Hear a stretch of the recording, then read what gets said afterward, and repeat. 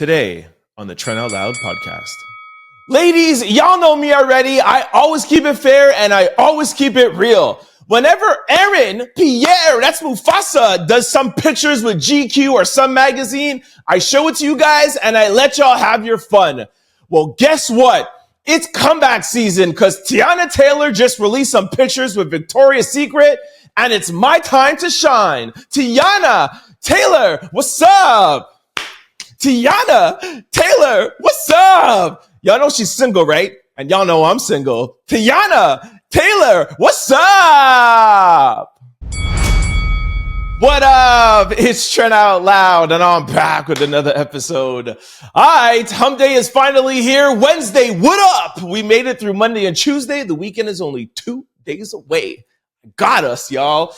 All right, I have a great show set up for you guys today. I have 3 lead stories. We're going to kick it off by talking about the Philadelphia Eagles confirming their plans to visit the White House if they are invited. And that's after yesterday when the U.S. Sun confirmed that they would not be attending. We'll discuss. Tasha K exposed by Smiley, address, bankruptcy details, and more has leaked. And media personalities rally behind Joy Reid as MSNBC cancels her shows.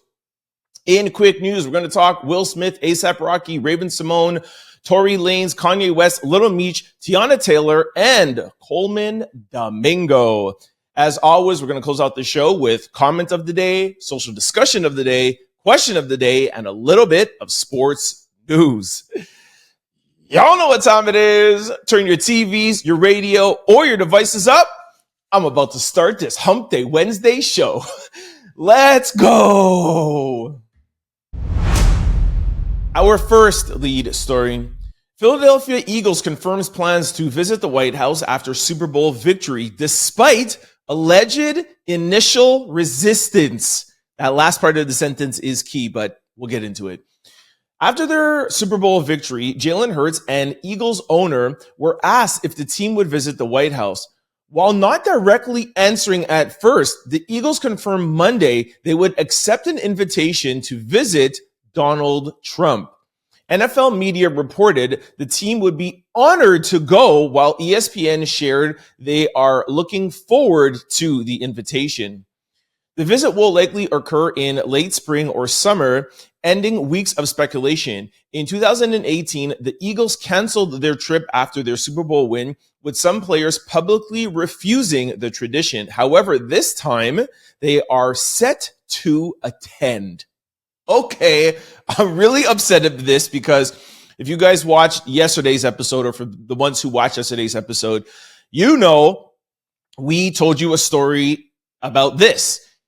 The U.S. Sun reported that the Philadelphia Eagles made the decision to skip the White House visit this year. Okay, I won't get into the full article again, but it was all but confirmed yesterday. And now all of a sudden today, it's like, what are you guys talking about? These rumors are just, I don't know where they came from, but we're going. Instead of coming out and being like, yo, we really don't want to go. The players don't want to go, but everybody else has been changing and, changing their stance towards Donald Trump and the White House. We don't want to be left out here on our own because all the swing states, Donald Trump won all the swing states and he won the popular vote. Everybody's running to Donald Trump, so we're going to do that now. That's the truth. That's what's really happening, but they don't want to say it.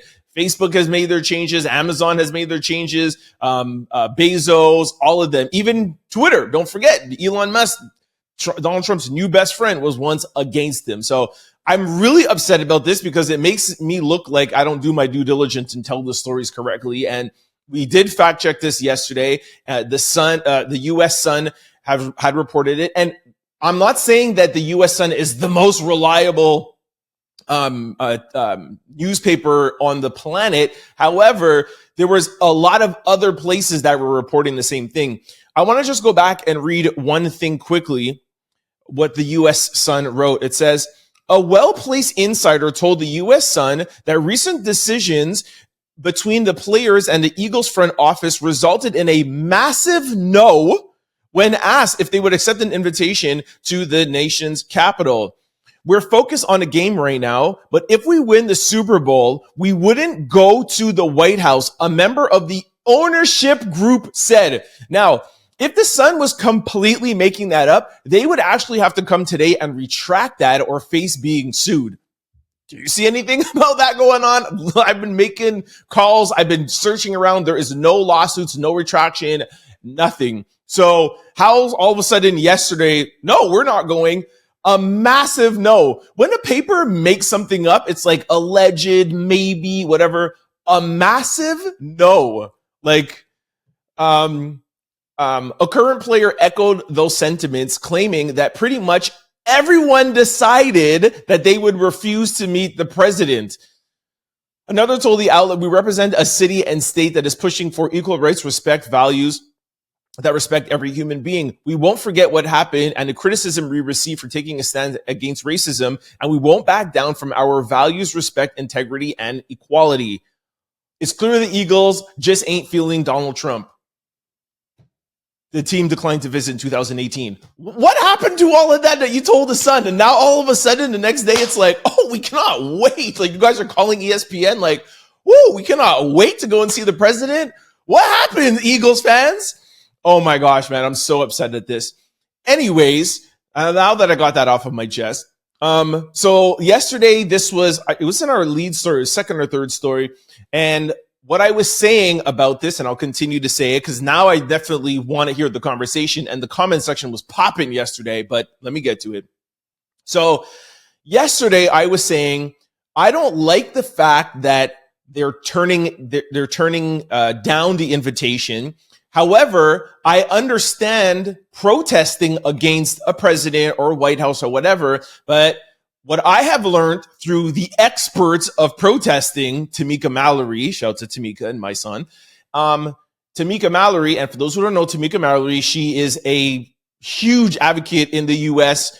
for, oh my gosh, Teyana Taylor, not Teyana Taylor. I have something with Teyana Taylor coming. Oh gosh, what's the girl there? Oh my gosh. Hold on, I have to check. It's going to drive me crazy.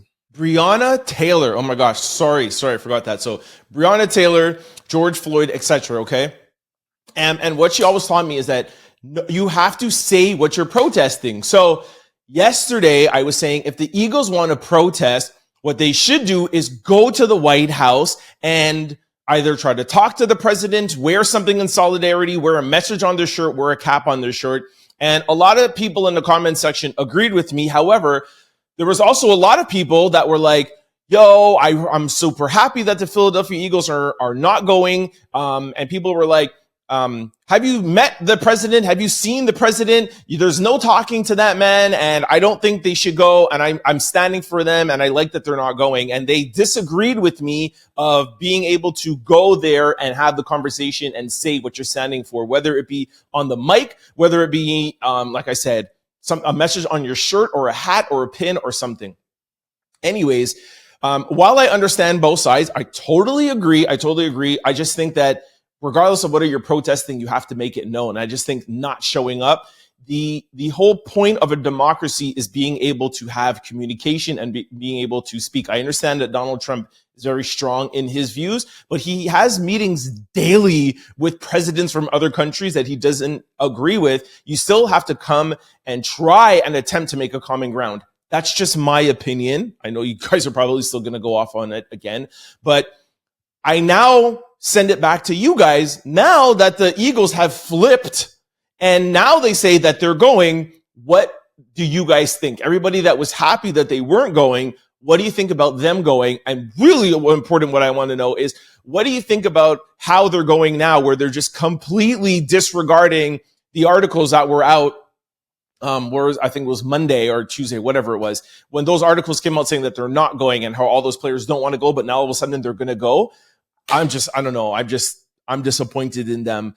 Yeah, that's just my stance.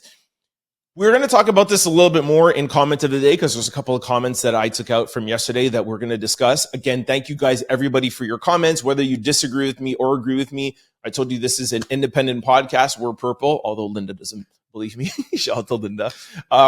But this is the point of this podcast, is to be able to have these discussions from a Democratic standpoint, Republican standpoint, or an independent standpoint. We all agree that you want to protest a movement. We all want to go about it different ways, and that is cool. So we'll talk about it more in the comments of the day. Lastly, before I go, a lot of people, I shouldn't say a lot of people, but some people like to comment sometimes like, oh, you're Canadian, you don't know what's going on here. And I understand that those are not daily listeners. I'm sure my daily listeners know this. I lived in New York for a good period of time, okay? I actually also lived in Philadelphia. My cousin, who I'm very close with, who's just up here for Easter, lives in Philly. So whenever I want to know anything about Philly, I call her up, especially if I have a story like this or whatever, I call her up. So I used to live in Philly. I used to live in Jersey. I used to live in New York, in Queens. Shout out Francis Lewis, 212 Francis Lewis. Okay, that's right beside Jamaica, Queens. I used to live in Miami, spent a lot of time in Chicago. A lot of my time was spent in the US, okay? Like I had a visa, an O1 visa, familiar face visa. I worked in the United States. Yes, I am Canadian and Jamaican. However, as you guys know, or for those who don't know, most of my audience is American. I think 80 or 85% American.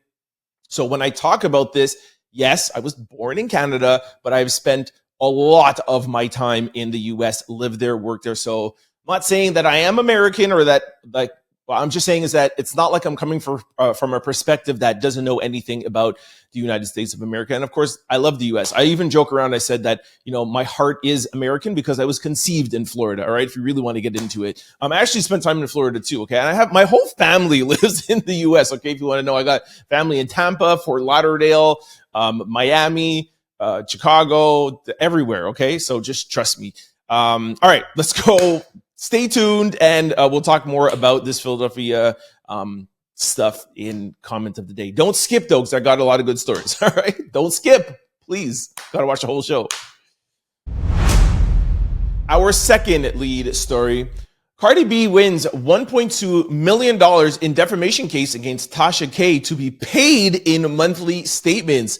All right, this is another follow-up from yesterday's episode. Yesterday, we had this in Quick Stories. Tasha K released that she filed for bankruptcy and $1.2 million to her creditors. We didn't know it's 1.2 going to Cardi B. Yo, Tasha K, you think you're slick, huh? Monthly payments as on top of it. Anyways, sit back. There's more to this story, actually. Cardi B and Tasha K have reached a bankruptcy settlement where Tasha K will pay Cardi B nearly $1.2 million over 5 years in monthly installments under Chapter 11 reorganization plan approved by a judge. The payment starts at $176,000 in the first year and will increase to $318,000 by the fifth year. This settlement covers less than half of the original $4 million defamation judgment Cardi won against Tasha in 2022. But Cardi retained the rights to pursue the remaining balance after 5 years. That's a big part. As part of the agreement, Tasha K is banned from making any derogatory, disparaging, or defamatory comments about Cardi B or her family on any platform, including podcast and social media.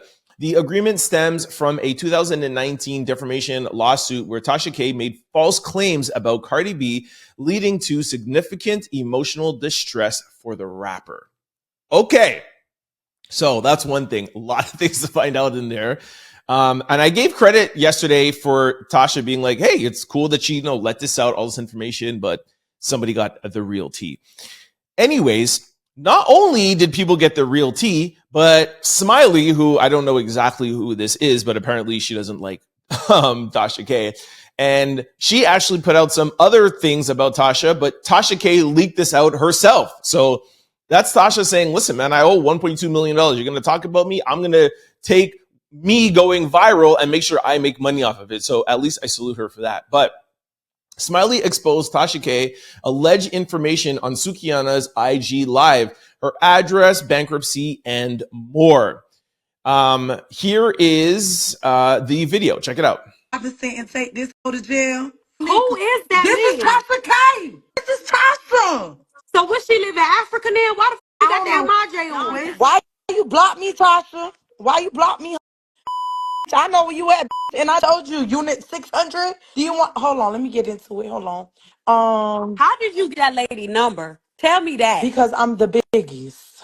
So you got the number and social security, girl? Oh my gosh. Tasha, you live your office is at 300 Southeast 2nd Street, Unit 600, Fort Lauderdale, Florida. Treat. Oh, no.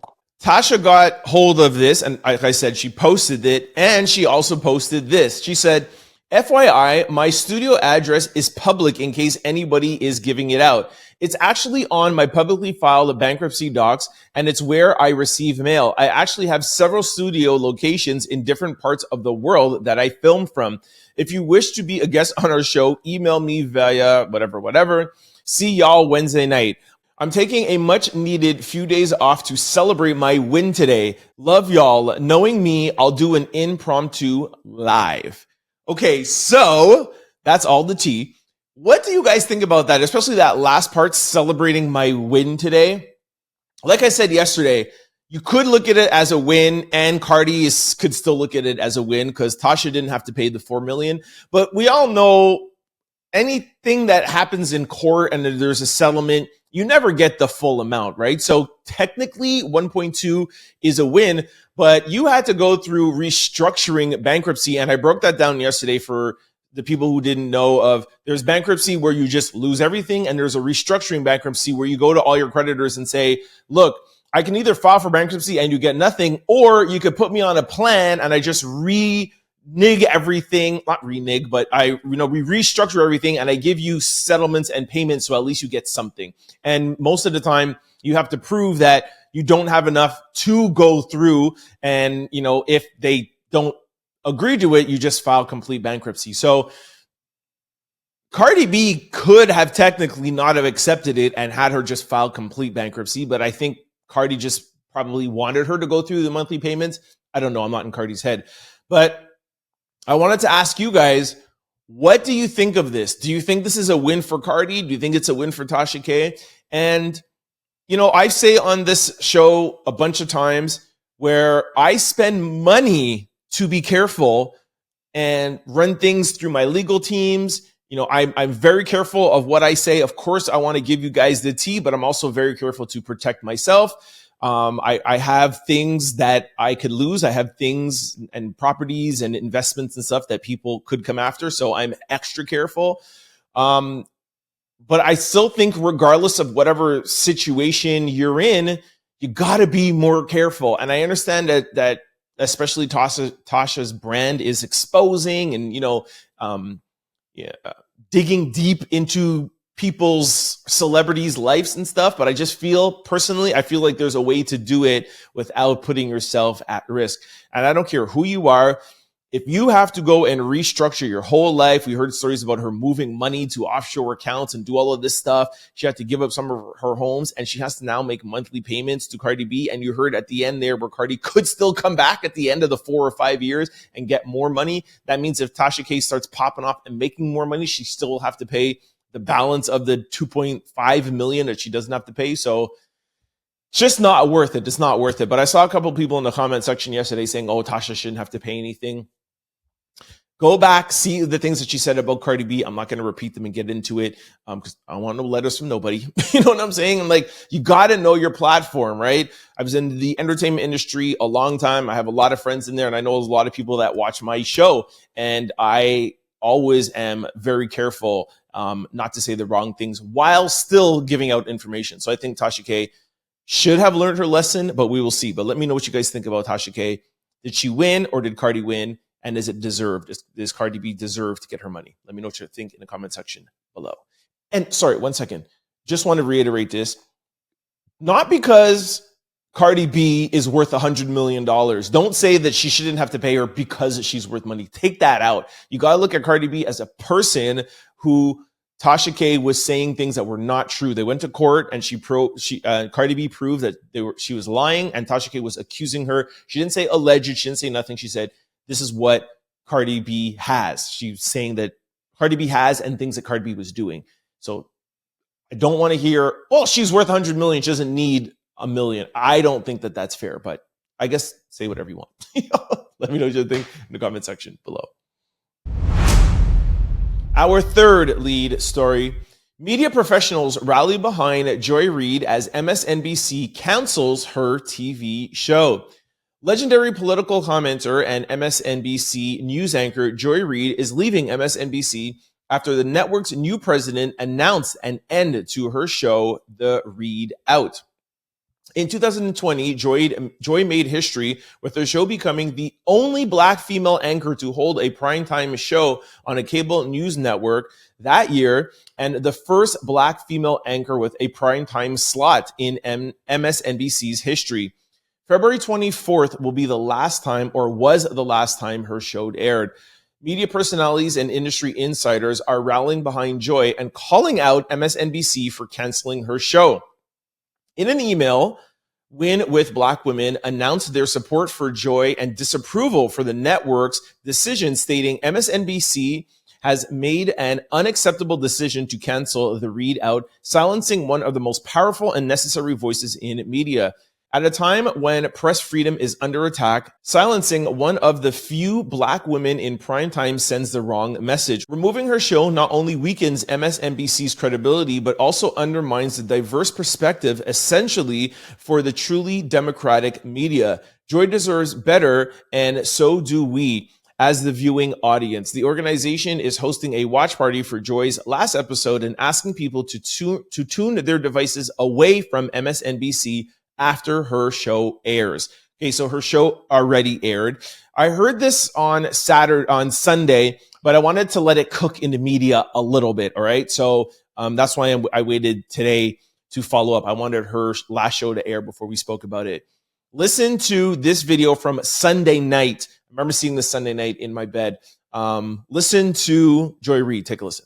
My show had value, and that what I was doing had value. Well, and so what I will just say is that in the end, where I land is that the moment of guilt that I felt that I went hard on so many issues is I'm not sorry. I am not sorry that I stood up for those things, because those things are of God. So that's her reflecting on, like, you know what? I have no regrets. I stood my ground with George Floyd. I stood my ground when, whatever I believed in. So of course she is hurt, of course, that she's losing her show, but reflecting on the time of, if I had to do it again, I wouldn't do it any other way. Okay. Now, Don Lemon posted this and said, my friend Joy Reid's show was canceled on MSNBC. She is leaving the network. Let's all show her tremendous support by following her on social media sites listed in the next slide. Discussion live tomorrow, Monday morning. Also, Abby Phillips from CNN posted this and said, can't wait for the next chapter, Joy Reid. Thank you for blazing a trail for so many of us. And of course, that's because Abby Phillip has her own show now on CNN and is a Black woman in a primetime slot. So Joy and Reid kind of broke that barrier down for Abby Phillips. Okay, now the good news is Joy was vigorous in her last show. She took Sunday night to be reflective and to, be in her feelings. She came out in her last show like a boss. So happy I waited to report this. Joanne Reid delivers her final episode of The Reid Out. During the final episode of The Reid Out, Joy Ann Reid opens the show speaking about resilience. Take a listen. Happy Monday, everyone. And we begin tonight with what I think is the question. When you are in the midst of a crisis, and specifically a crisis of democracy, how do you resist? All right, I have one more thing to play for you, and then I'm going to give you my thoughts on this, okay? MSNBC anchor Rachel Maddow calls out the network after Joy Reid exit. Bad mistake to let her walk out the door. Listen to this. I'm going to take a little point of personal privilege here just for a moment, if it is okay with you. There is no colleague for whom I have had more affection and more respect than Joy Reid. And personally, I think it is a bad mistake to let her walk out the door. I will tell you, it is also unnerving to see that on a network where we've got two non-white hosts in primetime, both of our non-white hosts in primetime are losing their shows. That feels indefensible, and I do not defend it. All right, shout out to Rachel, Abby Phillip, and Don Lemon for standing up for their friend, Joy Reid, and everybody else who's standing up for her. Okay, here are my thoughts on this, okay? One, television is a business. It is a business. If you have bad ratings or if things aren't going well at the network, you got to let people go. I understand that. You guys know my stance. After 15 years of being in retail, I understand business. I understand a CEO. I get it. Now, let's talk facts. Joy Reid's show, The Reid Out, had a 56% decline in ratings after the election. Okay. Important to put an asterisk. A lot of people's shows had a fall off after the election because, of course, everybody is so tuned in to political shows prior to an election. It's literally like the soap opera of all soap operas. And then, of course, it dies down. Okay. Now, second point, MSNBC is known to be a very liberal network, right? As opposed to Fox, who's a very Republican network. We have talked a couple of times over the past month about so many people making changes, Philadelphia Eagles, Facebook, Amazon, now making the change to say Donald Trump won all 7 swing states. He won the popular vote. He has the Senate. He has the vote, the House, whether it's a slim margin, he has it. Some people joke and say that he has a Supreme Court, but it's really not a joke. It's pretty true. He has all branches of government. And when you have a business and when you have to be profitable, you have to look at what people are gravitating towards. So MSNBC being a liberal network and Joy Reid being very liberal and very democratic, and her show having less views, it's definitely something to look at. But hear me out, MSNBC. Instead of letting go of one of the most prominent news anchors on TV, the first Black woman in a primetime time slot, and getting backlash, i.e., Target and what they're going through with slashing their DEI, why don't you look and start and think, hey, we do know Republican or right thinking is on the rise, especially in the younger demographic. Trump has a huge support system in the younger demographic. Why don't I bring on some people that represent that instead of only having a left leaning? Why don't we try to come a little bit more to center, i.e. CNN? One of my favorite shows on CNN is Late Night with Abby Phillip. You want to know why? Not because it's on CNN, not because of any other thing. And by the way, I watch Fox, I watch CNN, and I watch MSNBC, so I get the full spectrum. The reason why I love Abby Phillip's show is Scott Jennings is on that show. Scott Jennings is a Republican to the core, all right? Used to work with George Bush. I love Scott Jennings, not because I agree with everything that he says, but I love how real he keeps it. He keeps it real, and he's a Republican. There's rotating guests that are a mix between Republicans and Democrats. So you get to sit down and watch a show with Abby Phillip, who is center to left. However, her guests are half and half Republican and Democrat. So I could sit down and watch a show instead of jumping around and getting perspective. In one show, I get a perspective of everything that's going on in America. She has independents on, she has Democrats, and she has Republicans. And that's what I think MSN should do. I've always said this from even when Don Lemon left CNN, well, not left, but he got fired, and Tucker Carlson got fired from Fox. I don't understand why somebody doesn't put those two together. They would literally crush the ratings. It would be my favorite show. I'm not a big fan of Tucker Carlson. However, I would love to hear what he says from his views. Maybe he's not the best example because Tucker Carlson is a little out there. It's probably why he got fired. But you see, my point is just that regardless of what party you are, it's still always good to get the full picture. And I know people drag me in the comment section, and I'll talk about that a little bit more in the comments of the day of, you know, some people are, oh, Trent, you're not purple, you're really a Democrat. And then you have some Democrats that are like, what are you talking about? You're center. There's no way that you could be center because you actually give Donald Trump the light of day. You speak about him. So for sure, you must be a right wing. You must be Republican.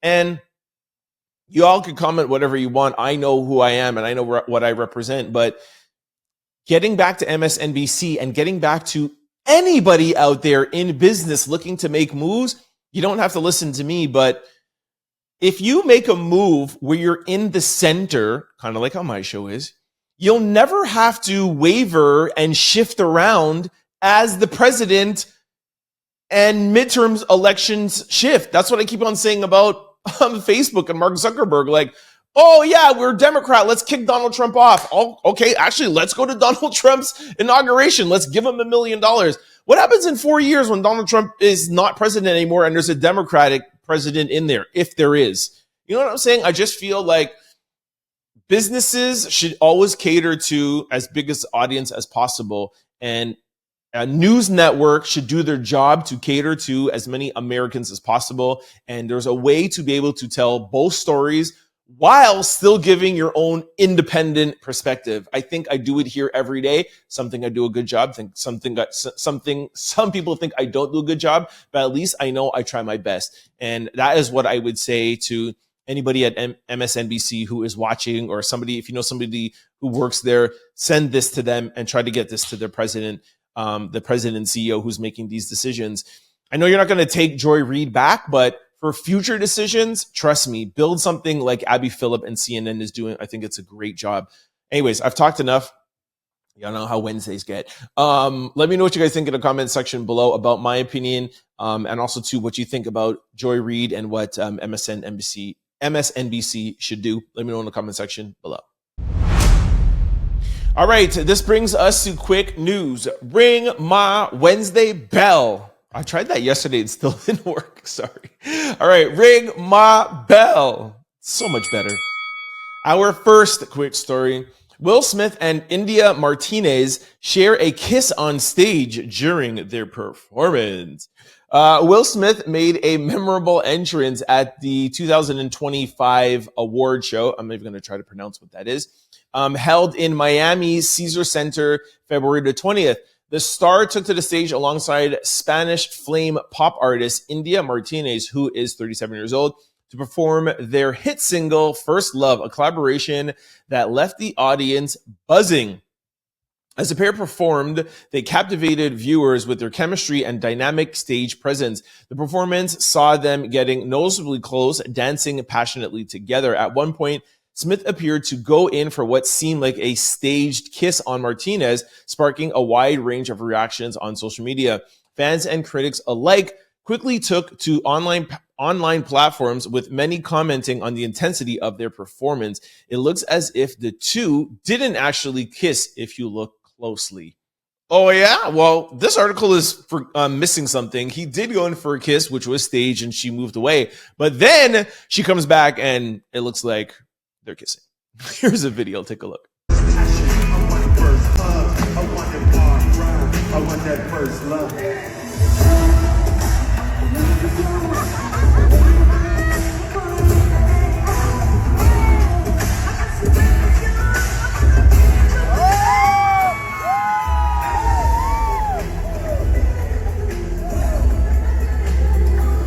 All right, maybe it wasn't like a big smooch down or whatever. What, smooch down?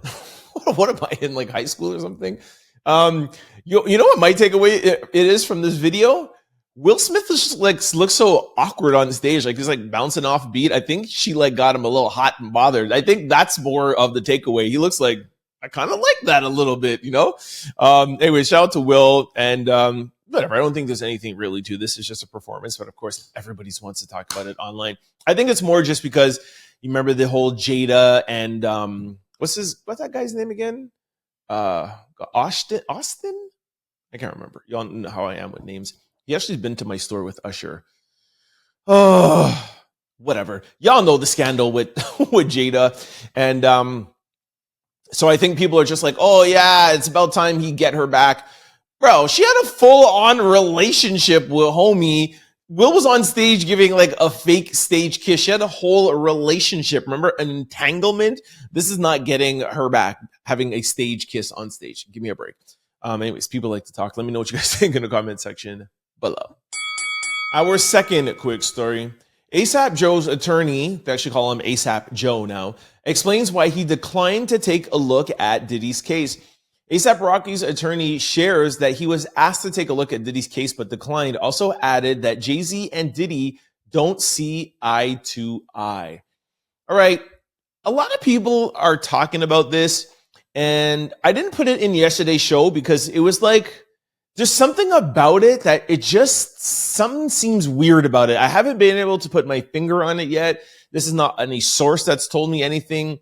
I just listened to the video, watched the video, and just something just seems weird about it. I can't figure out what it is, but anyways, take a look. I was asked to take a look at the case. There's another case I said I would not be interested in. Really? I just wouldn't be. No. I represent Rock Nation, a lot of people in Rock. I'm very close with Jay and Desiree Perez. And, I don't think they're sort of see eye to eye on things. See eye to eye with. Last question on that. P. Diddy.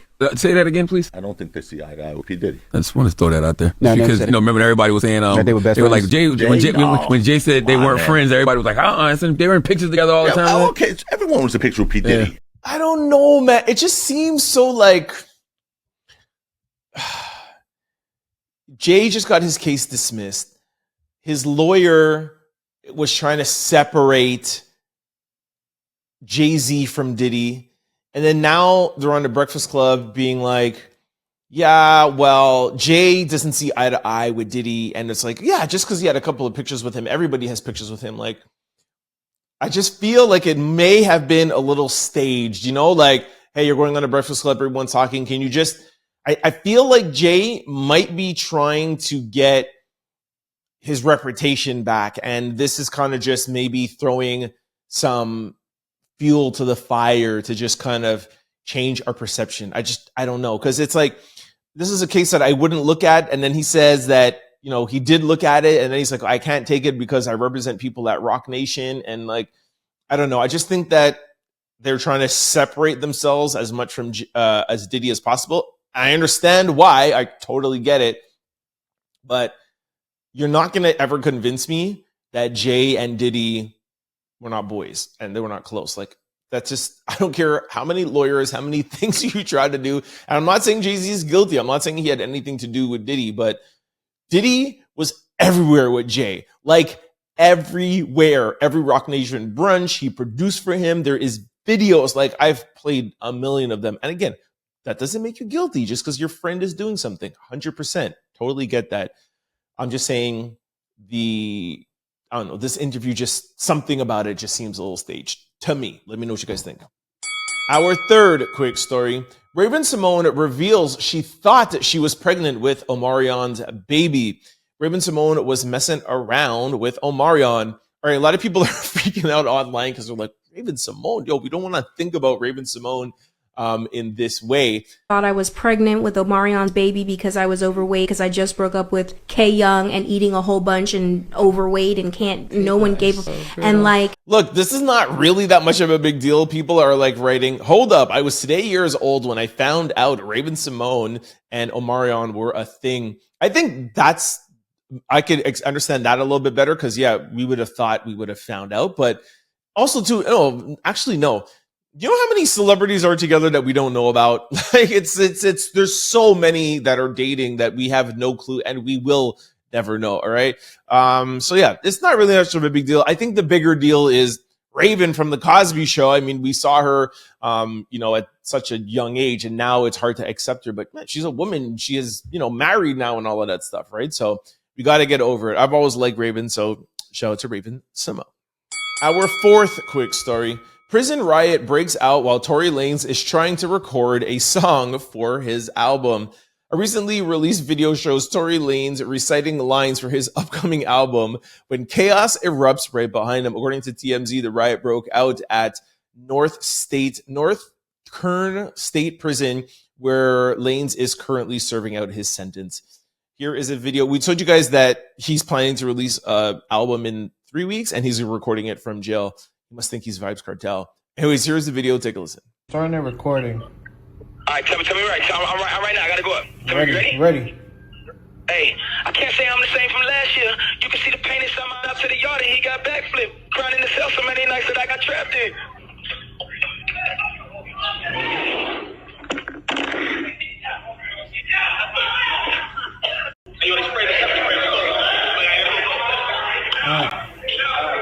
anybody that has any friends or families in jail, you know that this is not that much of a big deal. Things go down daily in prison. That's why you see Tory like just turning around at first being like, hold on, what's going on? Seeing if he could continue. He actually comes back and tries to continue and then leaves. And he's like, yo, keep on recording. Like, it's prison, people. We're not in a college campus. You know what I'm saying? So I don't know why this is such a big deal. But shout out to Tory. He's at least, trying to, make some money while he's locked down.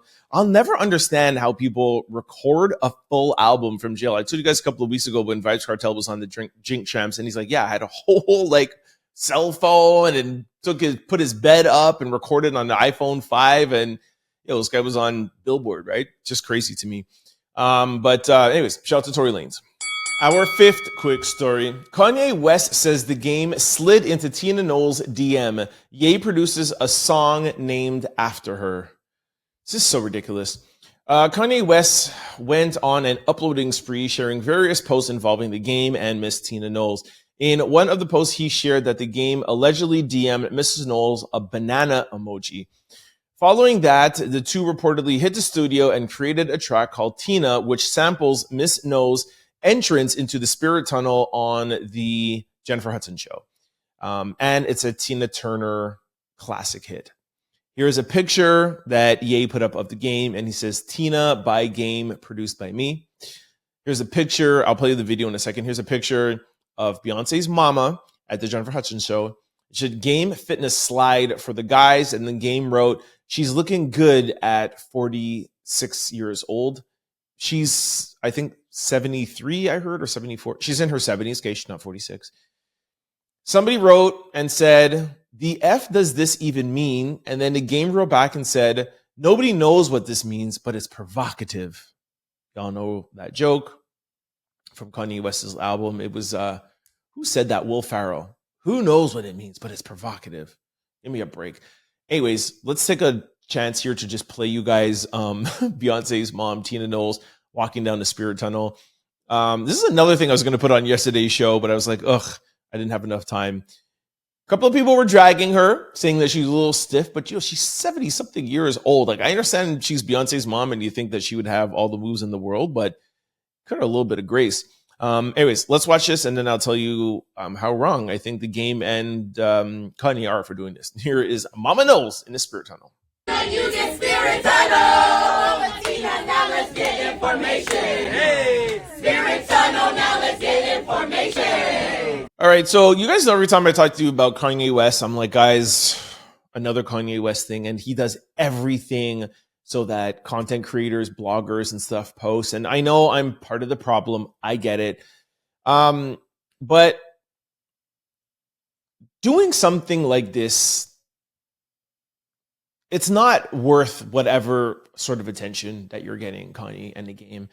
You're talking about someone's mom. You know what I'm saying? Like, that's Beyonce's mom. And I just think some things should be off limits. You know what I'm saying? You hear people say all the time, like, like women and kids are off limits. You ever hear in those kind of movies? You know what I mean? Like, I just feel like Kanye is in such a desperate place right now from everything that he did 2 weeks ago. And he doesn't have the traction that he thinks he's getting, and he's just getting desperate. The Game, he's always been desperate. Well, not always, but he's been desperate for the past 5 years for anybody to say his name. So he's just so happy the fact that y'all are talking about Kanye. Let me stand right beside him.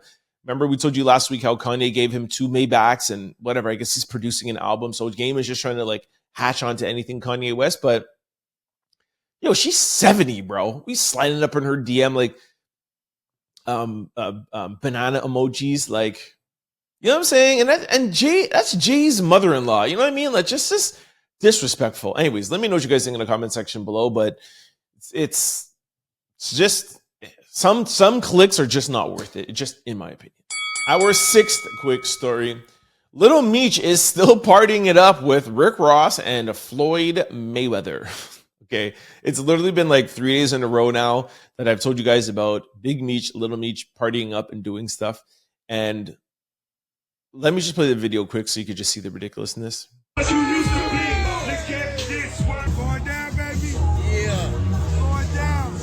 How do you stay trolling a man that owns the rights to your life. Like he owns the rights to your family's life. 50 Cent owns the rights to BMF's everything. Where it comes to TV, entertainment, everything, he owns it. You're wasting your days on Instagram being like, yo, I'm chilling with Rick Ross. Yo, I'm chilling with your other, another guy who you're beefing with. So you're hanging with all the people who 50 is beefing with, but he owns the right to your life. You can't do nothing. So you just look like a fool. If you ask me, like, you just looks like a fool. And I get it. I'd say the same thing every day. I get it. You think, man, it's 50 Cent. He's never going to change. He's never going to forgive me. Whatever my dad did, it's over. But that you're doing is definitely not helping anything at all. And to me, it just makes you look like a fool. Like, you're trolling somebody that owns your life. Like, dude. Our seventh quick story. Austin man sues Delta Airlines after surviving crash landing in Toronto, is seeking $202,000 in damages.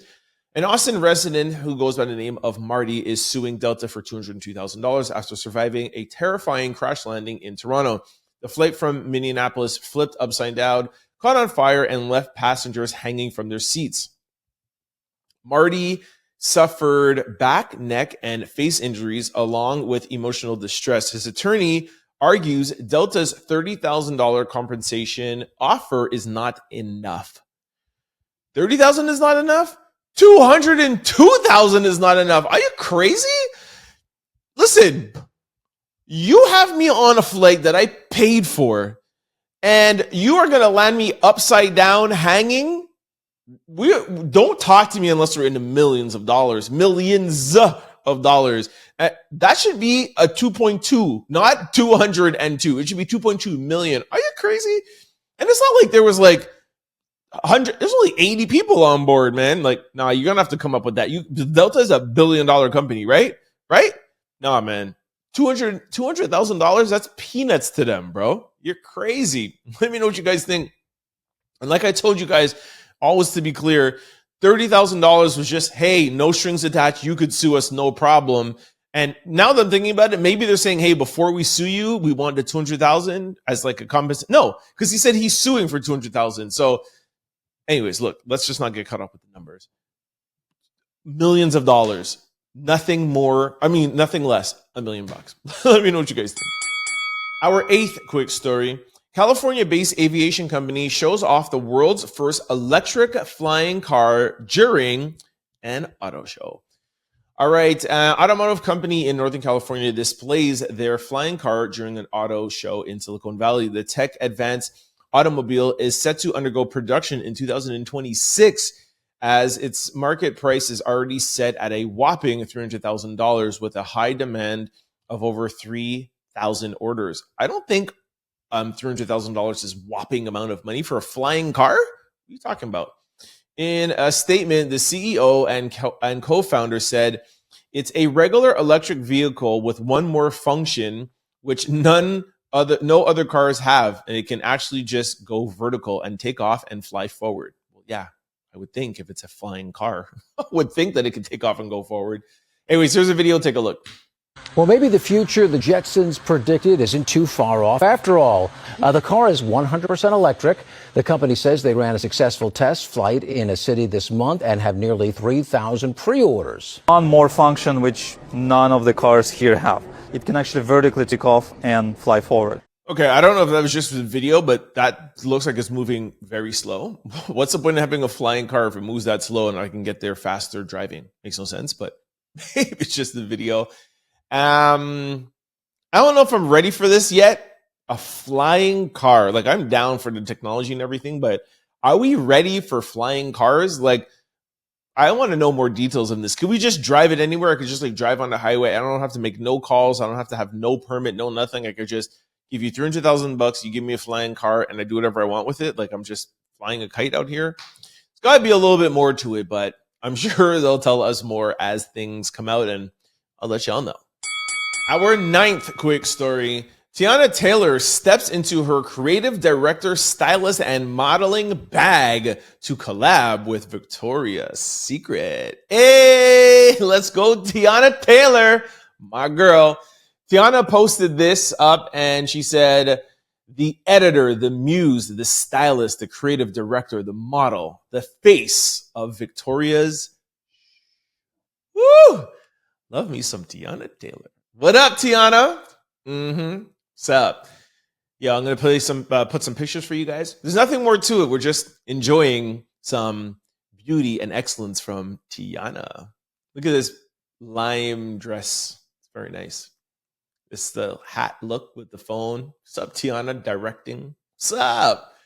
I don't know what this one is or whatever, but whatever.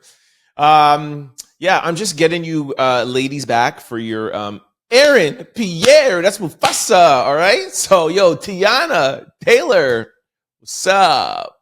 Our 10th quick story. By the way, I forgot to say, Teyana, call me. All right, our 10th quick story. Colman Domingo and his husband, Raul, looked good at the 2025 Film Independent Spirit Awards. All right. Okay, Colman Domingo popped out at the 2025 Independent Spirit Awards with his husband, Raul Domingo. Okay, so let's just all talk about what we all are thinking. And did y'all know that Colman had a husband? I thought it was just me. And by the way, nothing wrong with having a husband, just I had no idea.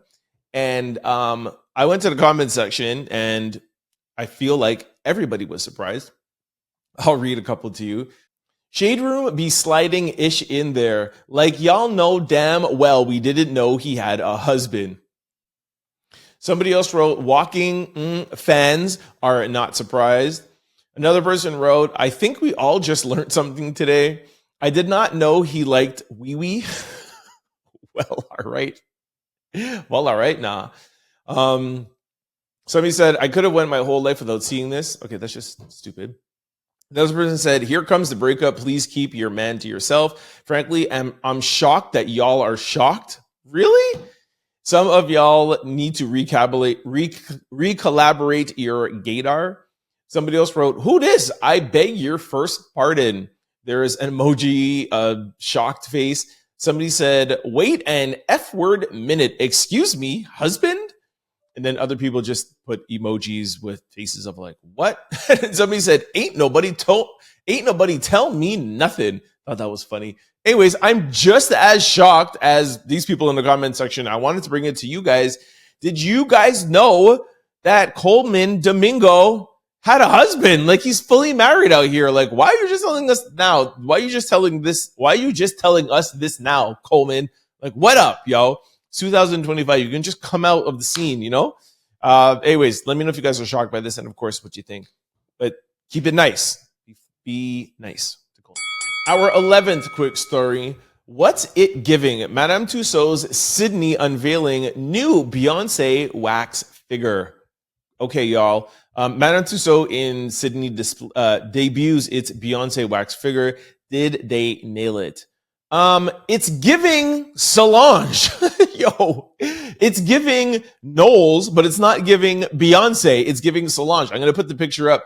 Tell me that don't look like Solange. That doesn't even look like a wax figure. It just looks like Solange. Like, it looks like it's really her.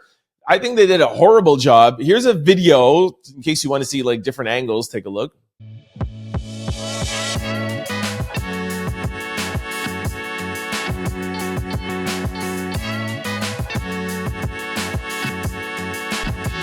And the figure has like this little like disgusted look, like she's smelling something bad. Like, that's a horrible pose. But anyways, I've been to Madame Tussauds wax museums and I honestly think they're horrible. Like, there's some that are good, but I don't know if it's enough to like pay to have me go in to see like horrible wax figures of celebrities. Like, they're not really that good at all. Show me one or tell me one in the comment section below. I'll go see it. Like, I would say like 2 out of 10. They have like a 20% success rate. I mean, it's Beyonce. How could you not? It's 2025. Can't you just like put a picture in AI and have a 3D printer and have it print out exactly? Like, I understand in the 80s, 90s, maybe it wasn't all that great, but it's 2025. Like, we got AI here. Like, what's going on? You should be able to build me a Beyonce robot that moves, talks, dances, and everything, and that's Beyonce. You should be able to build a Beyonce. Like, what's going on? It's wax figure looking like her sister. Horrible, people. Let me know what you guys think in the comment section below.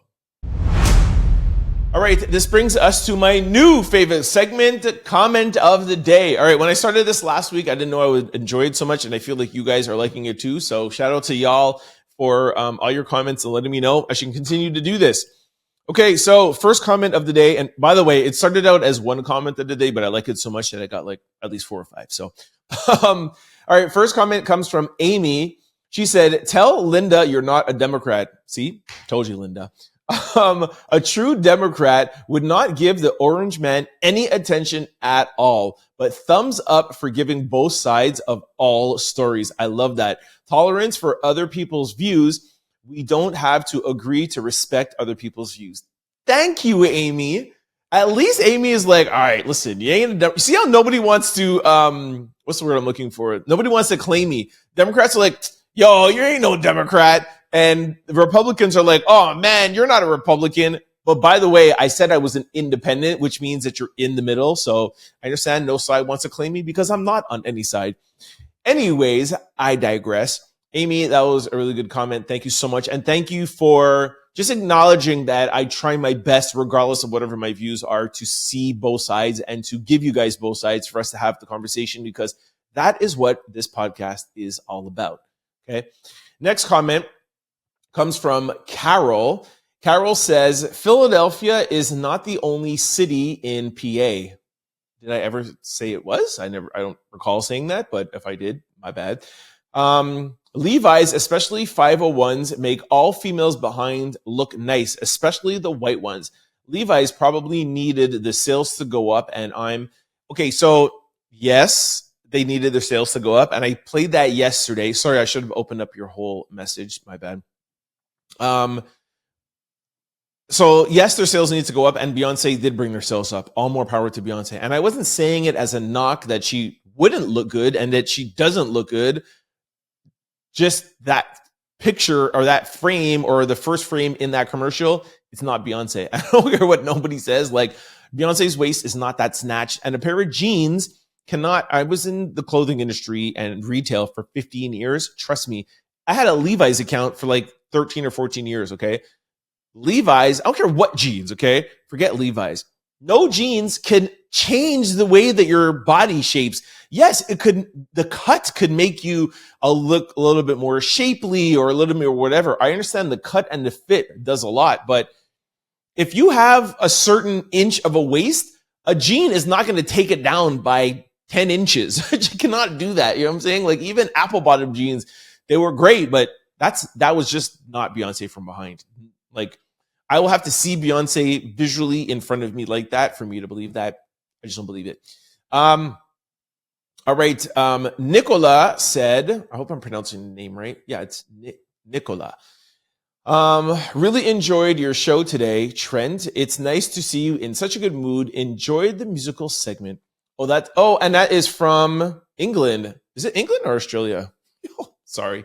I think it's England or Australia. I don't know. What is that flag? Could somebody tell me below? Pretty sure it's England. Anyways, I always try to be, always, most of the time, I'm in a very, very good mood. But I try, obviously, to take it up a notch to help you guys, because I know you guys are sitting down listening to this like at work or doing whatever. So I'm trying to get y'all through the day. So thank you for the acknowledgement. And, the musical segment. You guys missed my singing yesterday. Yo, I was going off, man. I was singing to Michael Jackson and Roberta Flack. You know what I'm saying? Like, hey, we have question of the day, and I think it has some music. So stay tuned if you really enjoyed my singing. All right, Nicola. All right, next one. This one is from Arlen. I hope I'm pronouncing your name right. Guys, don't get upset with me if I pronounce your name wrong, because you know me, I'm dyslexic, and names are very hard for me, okay? So please give me grace. Trent, I'm in Philadelphia. I can tell you that we just had a helicopter crash in a neighborhood area. People's houses burnt to the ground. There wasn't any electricity or gas, and it was cold. Our Mayor Parks, was outstanding, as she was there from early morning to late night. PPD was great as well. People were left homeless and sent to a school auditorium to sleep. The Eagles plan to visit them one by one to help their families. The Eagle champions were more concerned about the people in their city and fans than they were about dealing with the president. I don't believe Trump would do anything without talking to Musk. Musk is ruining our working citizens by firing them without any good reason. I had faith in Trump, but not anymore. All right, so Arlen, thank you for that message.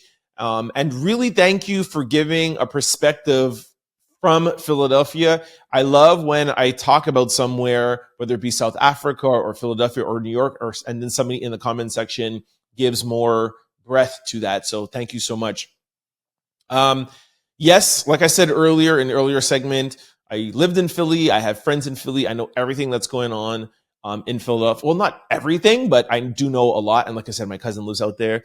And at the end of the day, like I said earlier, the state of Pennsylvania voted for Donald Trump. It was Republican. And so were all 7 swing states. Donald Trump is your president. Final. My opinion, when every single thing that you wrote here, when these things happen, you need federal funding, you need federal help.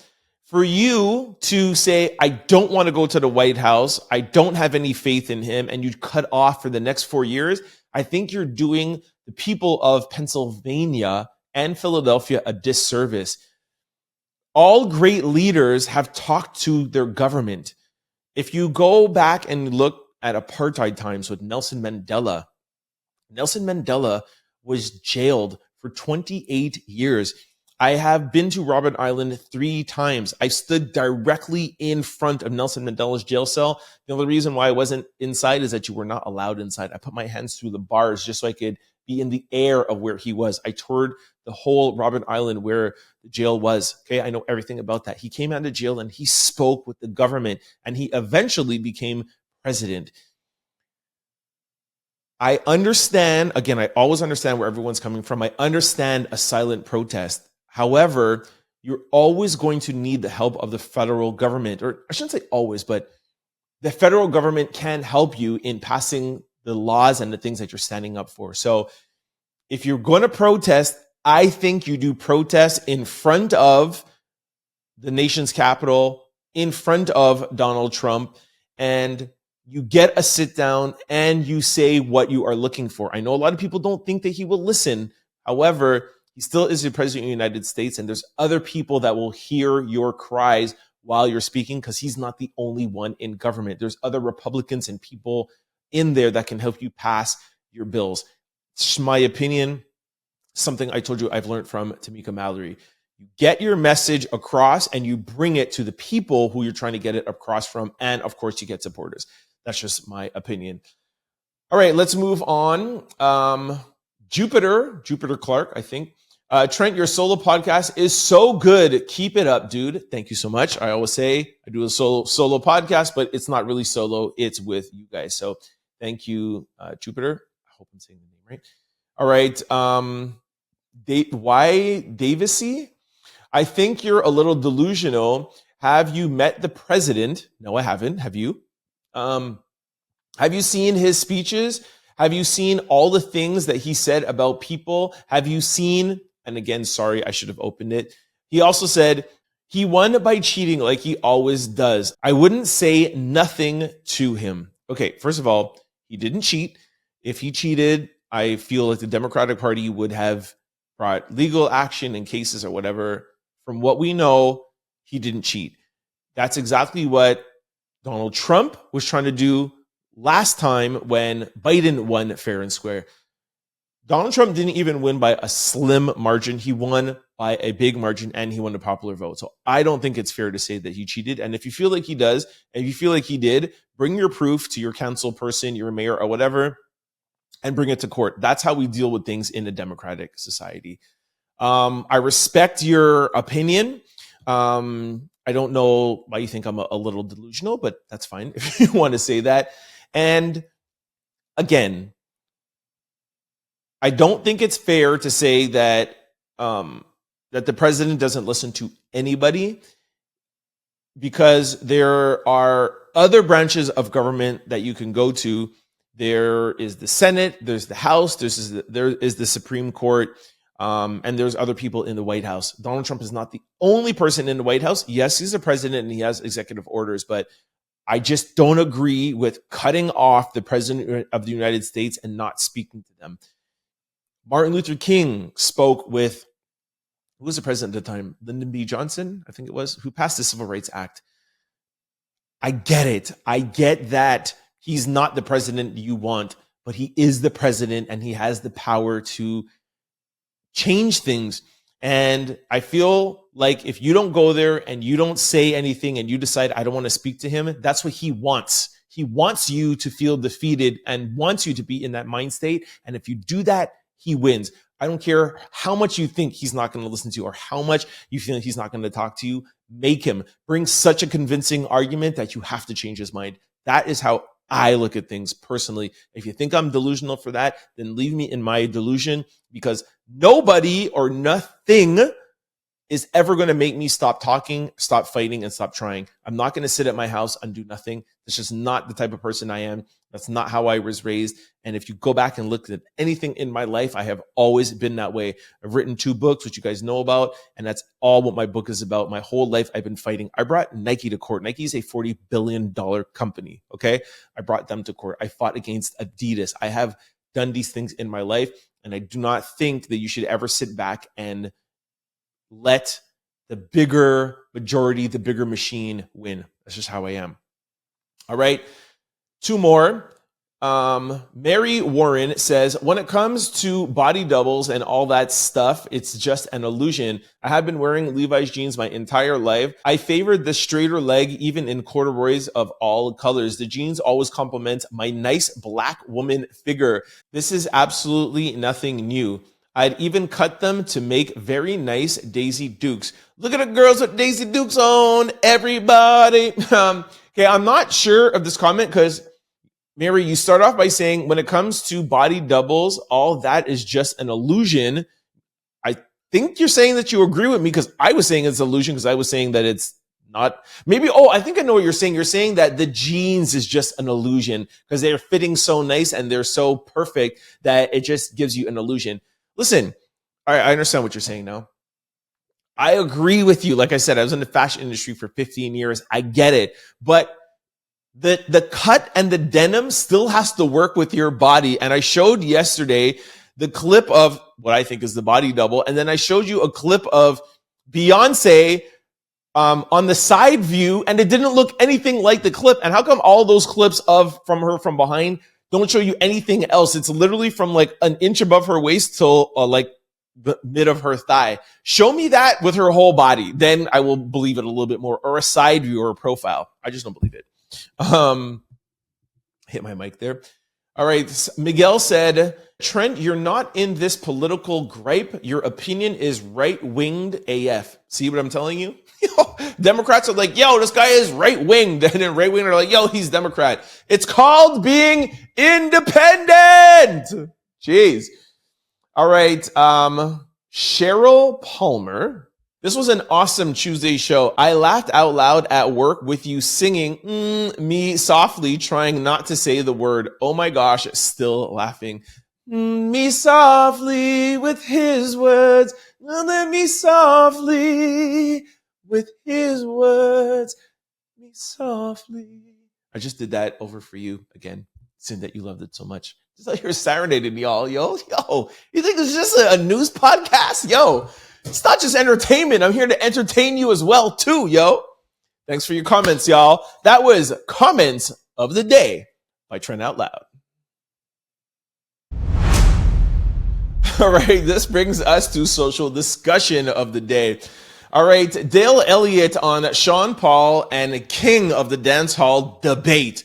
All right, sorry that this is not maybe like a wide discussion, but for my Caribbeans out there or my reggae music lovers, we have to discuss this, all right? Shout out to Dale. Dale's a comedian.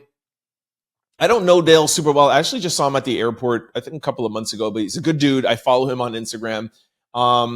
He actually followed me and then he unfollowed me. I don't know what that means, but but he only follows like 200 people. But Whatever, Dale, if you're seeing this, follow me back, all right? Or else I'll unfollow you.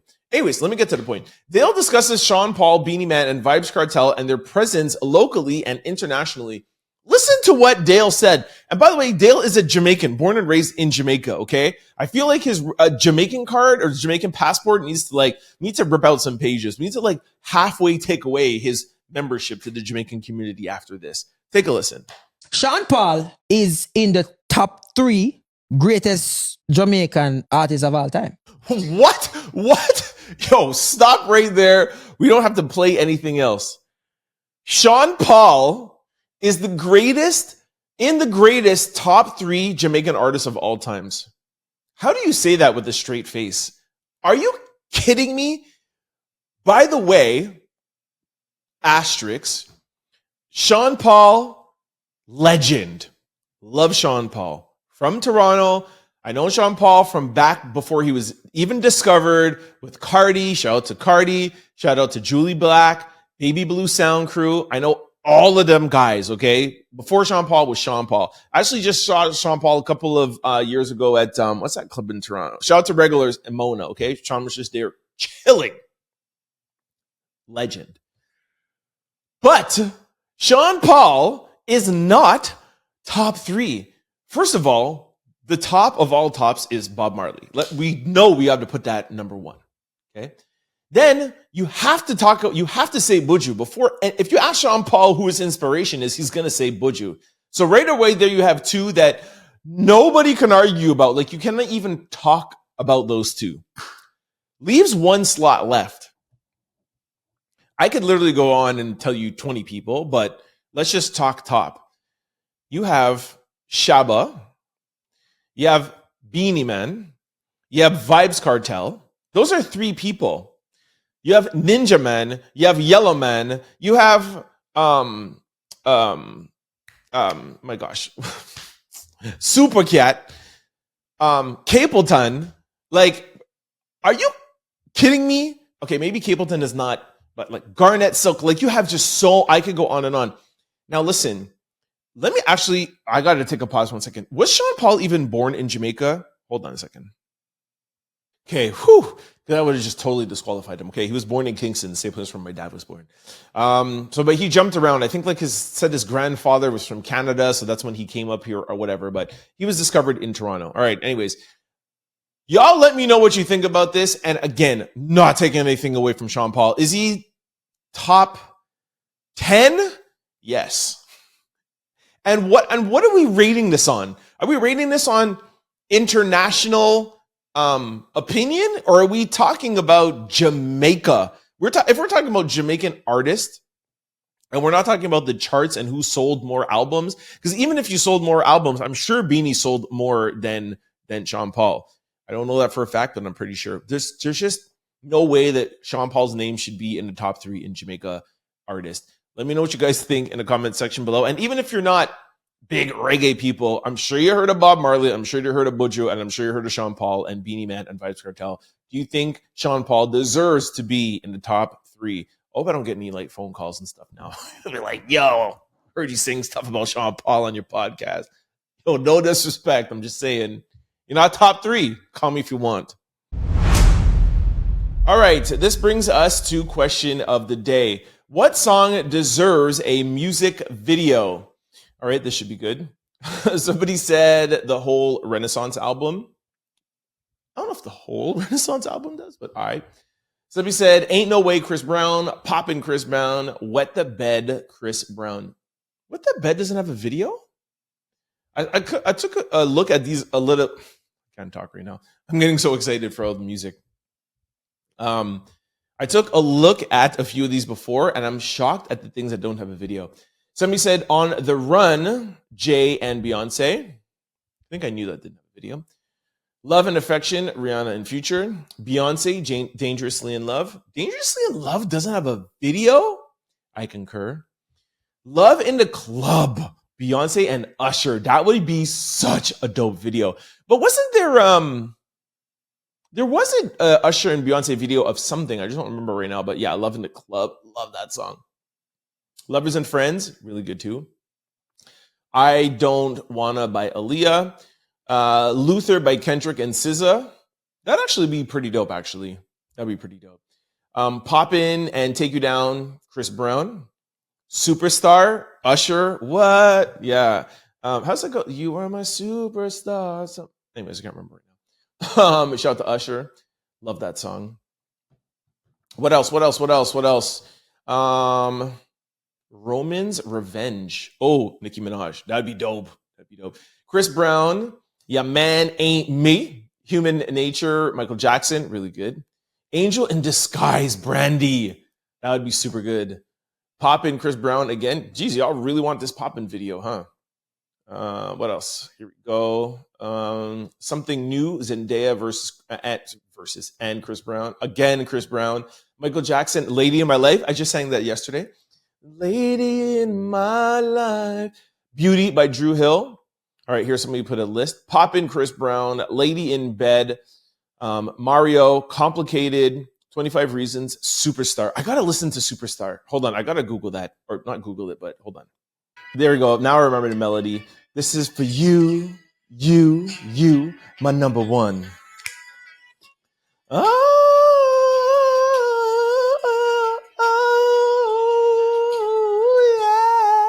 yeah. This is for you. This definitely needs a video, yo.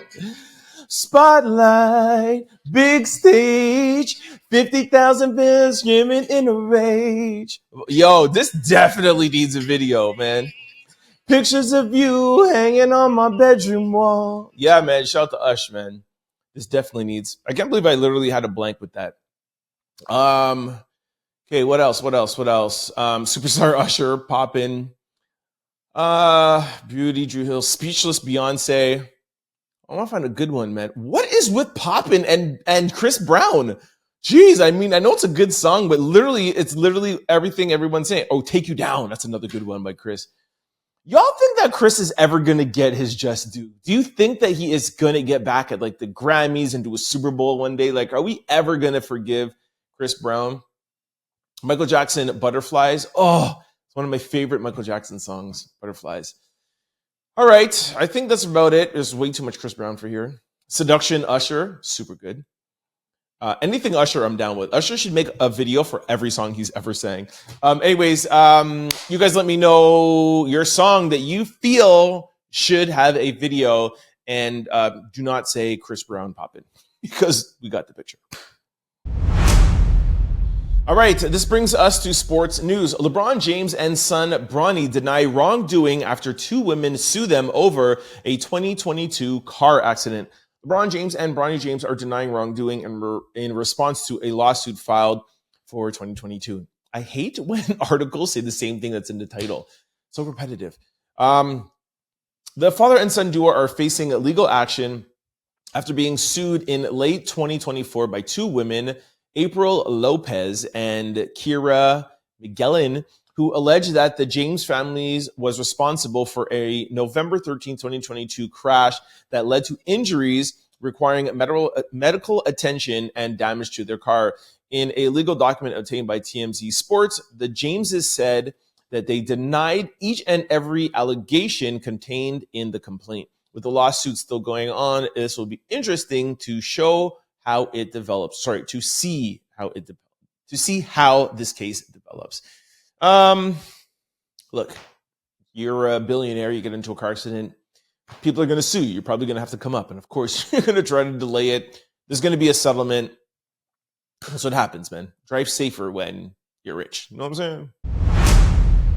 All right, y'all. Thank you so much for kicking it with me on this Hump Day Wednesday show.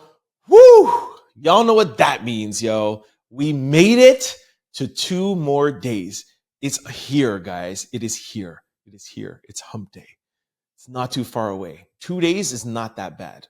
We can get there. Fight the power.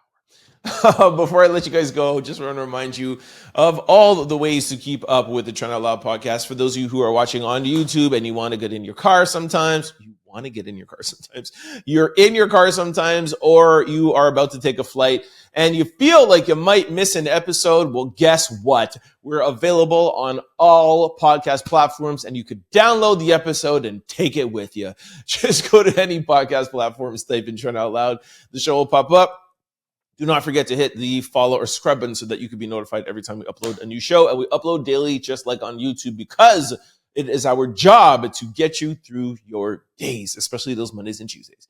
Now, vice versa, for those of you who are used to listening to the show on podcast platforms, that's fine. Thank you for your support. However, if you ever do find a time, try to come and check us out over here on YouTube. It's a party over here every day. Comment section is lit. And like I always say, people ask me, how do you do a podcast by yourself? I do not do it by myself. I do it with my YouTube family. The comment section is just popping over here. Yes, we would like Apple and Spotify to be popping too, but we just like our YouTube family. So come and check us out here, or any other social platform. But come and check us out here when you can. And also, too, it's funner just to see the videos and the things that I'm putting up. And if you think I'm animated on audio, wait till you see me live and direct on your screens. Just go over to YouTube, type in Trent Out Loud. The show will pop up. Don't forget to hit that subscribe button. Do not forget to hit that like button. Do not forget to comment, because it is your show and you are part of it. And lastly, if you do enjoy the show, please try to share it with your friends and loved ones, because it helps in growing the channel. For those of you who want to follow me on any social platform, it's always the same handle all the time. Your boy, Trent Out Loud. I'll see you for Thursday's show. I hope you have a great day, and just be excited that it is hump day. I'll see you tomorrow. Peace. Don't forget to like, comment, and subscribe. It's your boy, Trent Out Loud. Peace!